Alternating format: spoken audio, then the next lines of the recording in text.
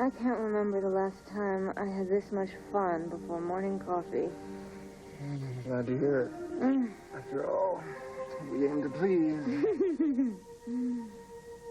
Oh, listen. The house is so quiet. Why not? Junior's with a friend, Jamie's at Brooks. Oh. What? I think I hear the beginnings of maternal withdrawal. No. Yes? No, I just enjoy being alone with you. I should certainly hope so. It's about time. Finally. No more planes to get on, no more faxes to send, no more phones ringing in our ear, just you and me in this great big bed. You really don't miss working at Orsini, do you? Like a bad toothache. I can't tell you how wonderful it is to not have you running back and forth between coasts anymore. Oh, honey, I swear, may I never set foot on another plane again as long as I live. Well, don't say that. Why? You planning on shipping me somewhere? As a matter of fact, I am.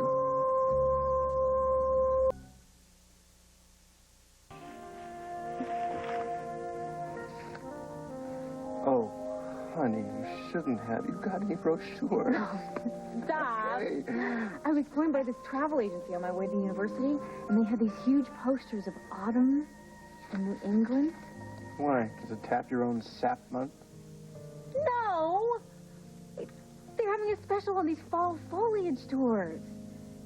I've always wanted to go to Vermont, see the leaves change, smell that brisk autumn wind. The travel agent had this perfect old inn with huge brass beds and fireplaces in every room. I'm sold. That's it. Let's go. Sounds great. We are. Huh? I booked a place over Columbus Day weekend. That's it? I mean, it's a done deal? Yeah. I mean, we can cancel, within 48 hours. Cancel? You crazy? It's a great idea. It's brilliant. It's precisely why I walked away from Orsini in the first place. Just spend more time with you and our passel of young'uns. Let's leave the passel of young'uns at home. I like the sound of that. What time do you have to be at the studio? What studio? Give me the box. Come on, Erica. Live TV. Forget it. I suddenly had this overwhelming urge to make love to my wife all morning.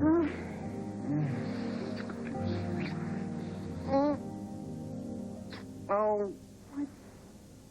I forgot. Oh, no. This is the morning I agreed to meet Dad at the studio. Oh. And I'm late. I gotta get out of here, honey. I'm running late as it is. Take a shower.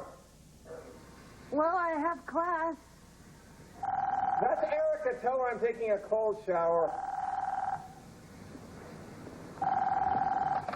Hello? Well, good morning, stranger. Where have you been?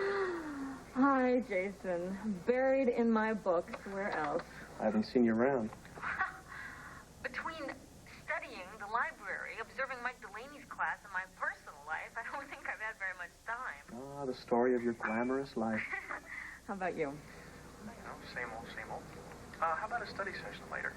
Oh, I don't think I can. Come on. You're all over this adolescent psych, and I'm drowning. Please, Dix, you're my only hope. Oh. And not too hard on the eyes, either. You're killing me here. Gosh. Okay, how about you meet me at the library around lunchtime? I think I can squeeze in a little hour there. Okay. Great. It's a date. Okay. Bye. See ya.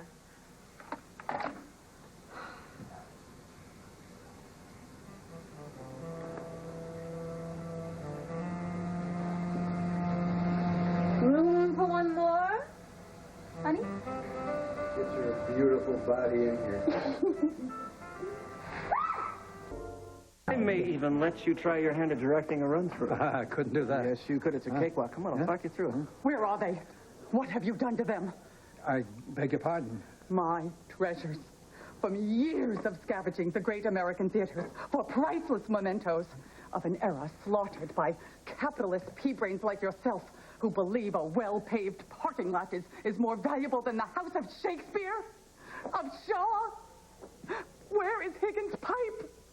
Willie Loman's hat. My sacred treasures. I entrusted this to you. I gave you the life of Broadway, and now they are gone? You must be Blanche Trash. I'm Tad Martin. I'm the producer of the show. The captain of this incompetent ship? The same. And this is my father, Dr. Joseph Martin. Dad, this is Blanche Trash. She's a performance artist.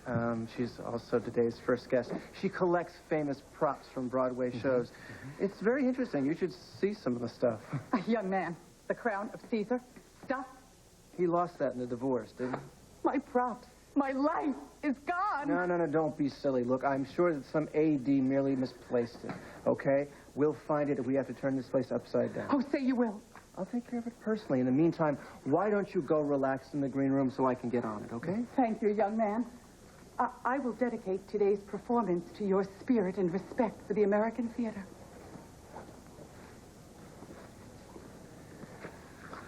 What happens if they don't turn up? My spirit's in a hell of a lot of trouble. What are you doing here? I'm your new intern. Since when? Yesterday. I'm a communications major, and the university set it up with the station manager.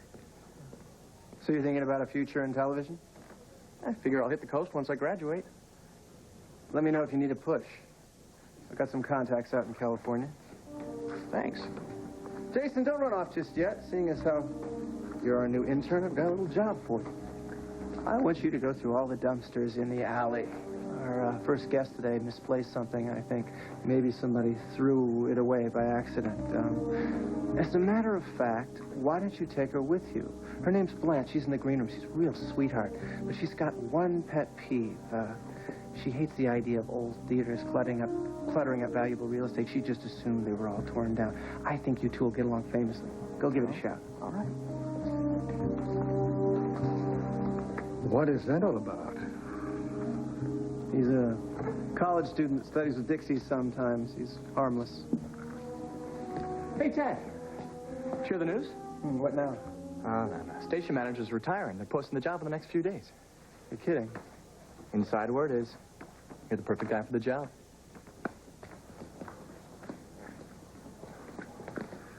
Well, now, what do you think? About what? Oh, not much. After all, Dixie and I just started to get back in sync. What's that got to do with the work here? Everything. Seems to me lately that love and ambition are a pretty lethal combination. You have got that look. Well, I admit that I've spent some time thinking about what it would be like to run this place, to be able to make some real programming decisions, and I'm flattered that somebody thinks I'm up to the job. Sounds to me like you're more than flattered. It's obvious, huh? All right, the truth is it's a great job. I'd have to be battier than Blanche not to want it. Come on. Wait, what's Puppy? Is the job as manager as demanding as your work at Orsini? No, that was different. After all, I felt honor-bound not to let Noah's legacy rot on the vine. Well, you obviously love the work. What's the problem? Well, you just hit it on the head. I do love the work. Look at this place. It's tailor-made for me. It's organized chaos. No 2 days are the same. These lost trash, exploding egos. Well, I'm a little slow. What's the downside? Me. I'm the downside. I don't want to make the same mistake twice. I don't want this to turn into the job that ate my life. You know how it starts out? A couple extra hours here, a few there. Next thing you know, you got a cot in your office and 3 strangers living at home you used to call your family. Exact same thing I did at Orsini. I started out delegating responsibility right and left. By the time I left, nobody could sign off on a paperclip without consulting me first. All right. It's not a crime to love your work. As long as you keep everything in perspective, you'll do fine. Trust yourself. I do. You're talking like I've already got the job.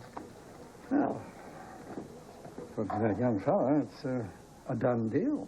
Well, if Rudy says it, you can take it to the bank.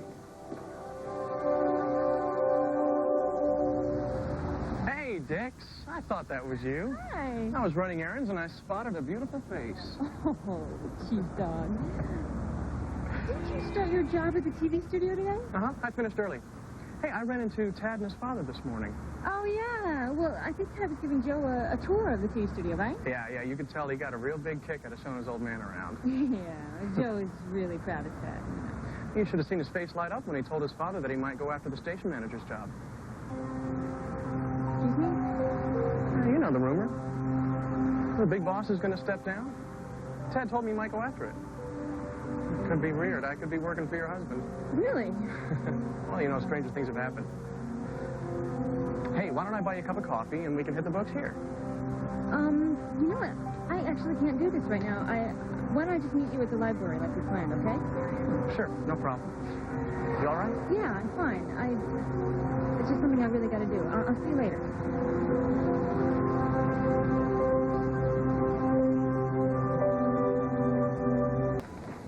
Oh, hello. I'm glad I didn't miss you. Well, what are you doing here? I just wanted to surprise my husband. How was the tour? It makes the hospital look pretty dull. I dazzled him. It's pretty exciting here. Ah, well, reality calls. I have a staff meeting. See you soon. Oh, bye, Joe. Bye-bye. Listen, Dad, I'll get you Blanche's autograph. I will treasure it.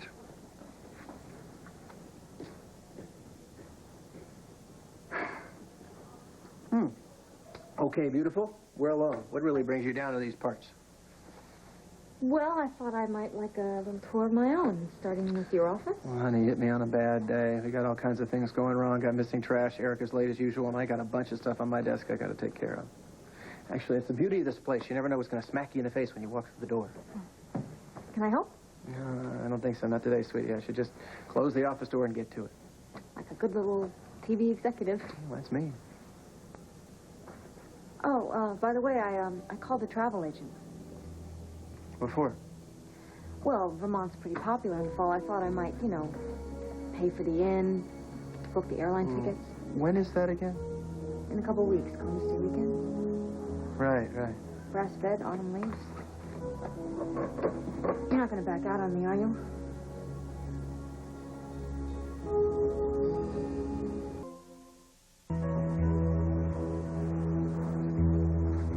Why don't we put that on hold just for a little while? Why?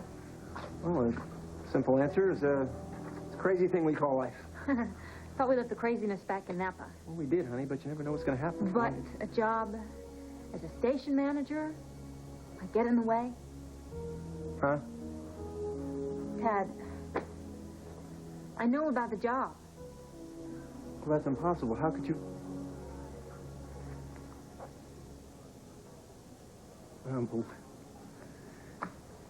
Honey, look, the fact is that the old manager isn't even out the door yet. Yeah, which so gives that me just time... gives you lots of time to work on me. No, that's not what I meant. You just don't know what could happen. That's all I'm Tad, saying. a job like this affects all of us, not just you. I think you're overreacting. Don't you put this on me. When were you going to tell me about this? Before or after you took the job?